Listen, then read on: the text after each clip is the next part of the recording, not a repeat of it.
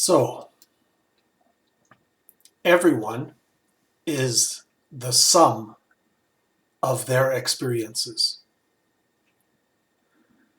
What I'm talking about today is related to systems thinking. Once you understand this as applied to individuals, including yourself, and you start to imagine a group of such individuals trying to act together, you are understanding an aspect of systems thinking about the complexity of relationships that come together in a group of people, relationships and experiences. Each person, including yourself, is an accumulation of all their experiences and knowledge. That accumulation shapes your response in any present circumstance. The sum total of your experiences, either consciously, so in awareness, or behind awareness curtains, that sum total guides your behavior in each moment of each day. You might be able to identify what shapes your behavior, but you might also not be aware. And this is actually, I believe now, I've come to understand how important healthy, feedback-oriented community can be. Because what you are not aware of as driving you, other people might see. And if you can't have conversation with them about it, then you can't learn about yourself that way either. It is my supposition, I guess, that many people go through life without thinking about any of this. But in church leadership especially, but in other areas as well, it's critically important. So let me give an example. Some people have had a scary experience with a dog when they were young. And even though they're mature adults today and they understand that not every dog is dangerous, they might still stiffen up a bit when in proximity to a dog today, especially if they're caught by surprise. They don't have time to brace or prepare. And many dog people believe that dogs can sense that as well, causing, in some dogs, a reaction to the fear of the person, even if it's a hidden fear. So the person that's doing this might be able to sense that they do it, and even might be able to explain that it's because of a past bad experience. Or they do it and have no idea they're doing it. And other people might see that behavior and wonder, but you need to create the kind of community where you can have a conversation around that. Some of my best learnings about myself have been when a trusted person came to me and said, I experience you doing this when that happens. Do you have any idea what that's about? And then reflecting on it together. Some people, another example, have been put down verbally by a parent, even when to them it seemed they had achieved something praiseworthy. My school-age times and circles in them, this was common around grade school grades. They'd be proud they'd finally achieved an A in something, or maybe even a B plus.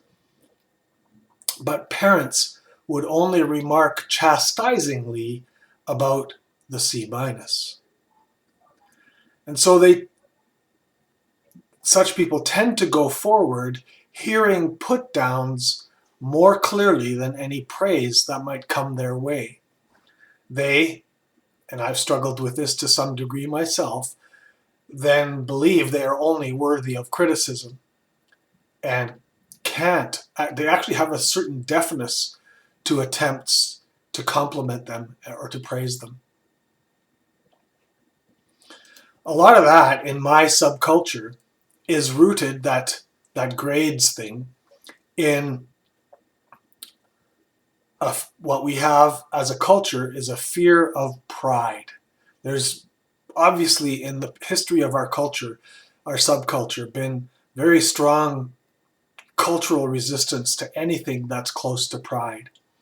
And the belief then was that to prevent pride, you couldn't make a child proud of their A or even a B plus, but you had to reinforce their failure in the C minus to make them keep trying hard. Otherwise, they might get prideful and not work so hard anymore. And what would that be, right?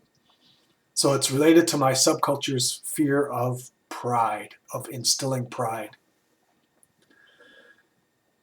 So this lifetime of experiences and conclusions you have come to out of them may shape you by your embrace of what you've learned, where you've absorbed it and adapted to it in a mature way, or by your resistance to it.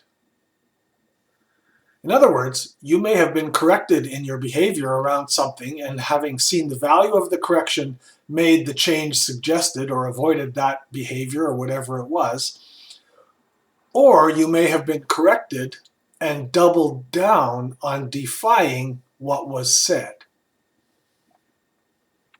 But either way, you are shaped by the experience and then by the conclusions you came to out of it. And you carry that forward into the rest of your life. Others, when in their household of origin, may have gotten a lot of praise for an action, maybe even a small action, but also significant ones like vacuuming when they weren't asked to, or cleaning their room when they weren't asked to, things like that. They may have gotten a lot of praise for those kinds of actions, and today they're in a workplace pursuing getting that praise again. But their workplace does not provide it. They've come to expect it, and the workplace doesn't provide it.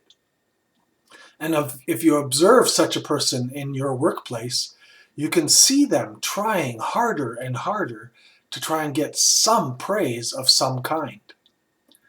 Employers tend to love people like that because they'll go above and beyond for even a small compliment.